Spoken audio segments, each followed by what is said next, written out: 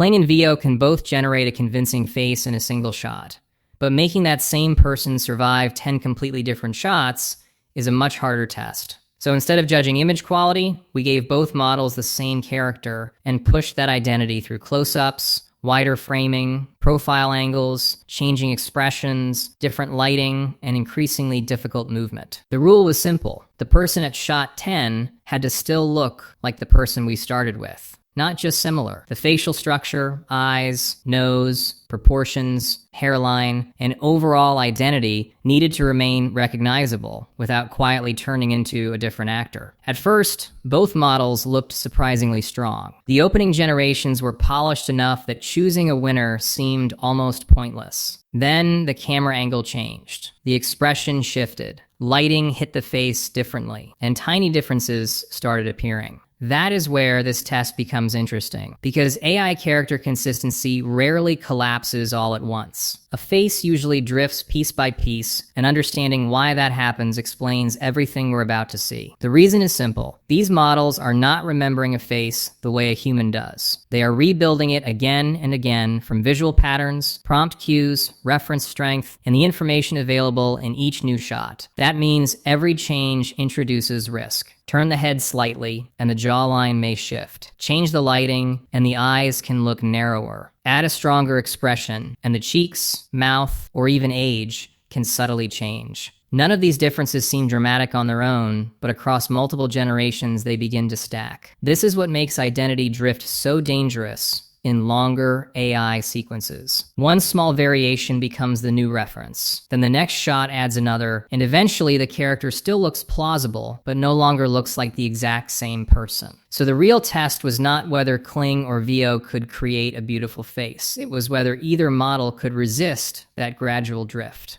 And in the first 3 shots. The difference between them was already starting to appear. Shot 1 gave us almost nothing to separate them. Kling and Veo both stayed extremely close to the original character, with the same overall face shape, eye placement, hairline, and proportions. If the test had ended there, either model could have passed. Shot 2 made the comparison more revealing. As the framing changed, Veo kept the face looking convincing, but a few features began to feel slightly softer. Kling held the original structure a little more tightly, especially around the jaw, eyes, and spacing of the facial features. By shot 3, that small advantage became easier to notice. Neither result looked like a completely different person, but Kling required less forgiveness from the viewer. The identity still felt anchored to the first frame, while Veo was beginning to produce a close variation rather than an exact continuation. So Kling had the early lead, but those first 3 shots were still relatively forgiving. The real pressure started when the face could no longer hide behind familiar angles. That change came with the first serious angle test. Once the character turned away from the familiar front-facing view, both models had to preserve features that were no longer fully visible. This is where small structural weaknesses became much easier to spot. Kling stayed surprisingly stable. The jawline changed naturally with perspective, but the overall face still felt connected to the original. The eyes, nose, and facial proportions remained close enough that the identity survived the rotation without feeling rebuilt. Veo handled the shot well visually, but the face started to feel less exact. From the new angle, the nose shape shifted slightly. The cheek structure looked different, and the character appeared more like a very similar person than the same person seen from another side. That distinction matters, because consistency is not about producing attractive frames. It is about preserving identity when the camera stops making the task easy. And angle changes were only the beginning. Once expression, lighting, and movement were added at the same time, those small differences became much harder to control. That combination exposed a different kind of weakness. A face can survive a new angle, but once the character smiles, turns, and moves through changing light, the model has to preserve identity while several facial cues are shifting at once. Kling still held the core structure together. The expression changed the mouth and cheeks, but the eyes, face width, and overall proportions remained recognizable. Even as the lighting altered the shadows, the character still looked tied to the original reference. Veo remained visually impressive, yet the accumulated drift became easier to notice. The smile changed the lower face more aggressively. The eyes appeared slightly different under the new lighting, and movement introduced small variations that made the identity feel less locked. Individually, none of these changes looked catastrophic. Together, they mattered. By this point, the test was no longer about spotting one obvious failure. It was about seeing which model could absorb multiple changes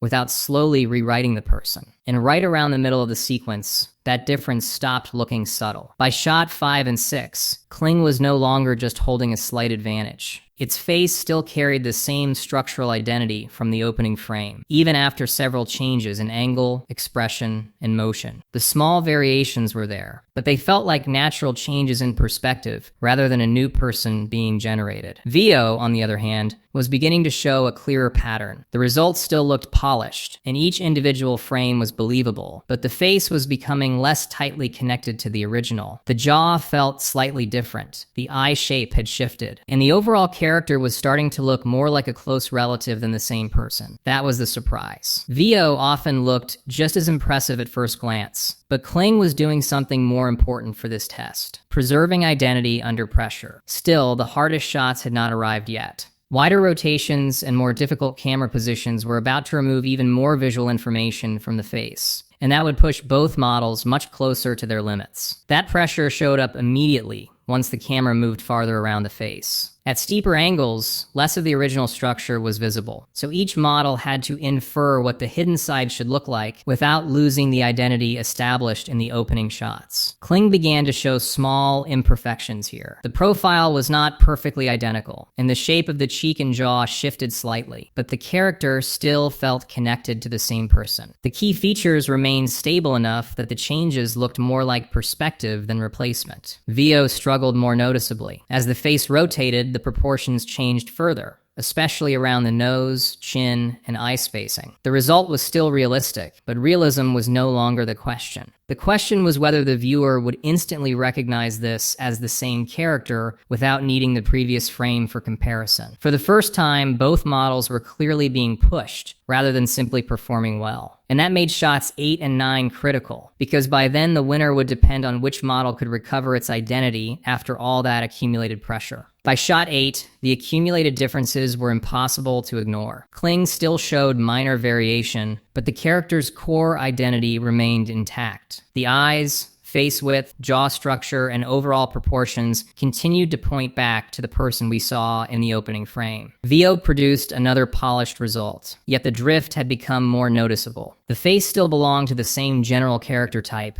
but several features now felt like reinterpretations rather than continuations. The nose looked slightly different, the lower face had changed, and the identity no longer felt as securely anchored. Shot 9 made the gap even clearer. Kling was not perfectly identical to shot 1, but it preserved enough of the original structure that the character was immediately recognizable. Veo still looked realistic, but realism could no longer hide the cumulative changes. At this point, Kling had the stronger consistency record, but one shot remained, and it mattered more than any individual frame before it. The final question was simple. After surviving 9 generations of change, would either model still look like the person we started with? Shot 10 confirmed what the earlier frames had been building toward. Kling still looked like the same character we started with. There were small differences, but the identity remained intact enough to feel continuous rather than recreated. Veo finished with a strong-looking face, yet the accumulated drift was harder to ignore. The character still looked believable, just not as securely tied to shot 1. So the final frame gave Kling the edge. But consistency alone does not automatically make it the better tool for every workflow. For this specific test, though, the result is clear. Kling was the stronger choice for maintaining the same character across multiple scenes. Veo delivered impressive individual shots, but its identity drift became more noticeable as the sequence progressed. If your project depends on one face surviving changing angles, expressions, lighting, and motion, Kling currently has the advantage. The real lesson is simple. Great-looking frames matter, but for storytelling, consistency is what makes a character believable.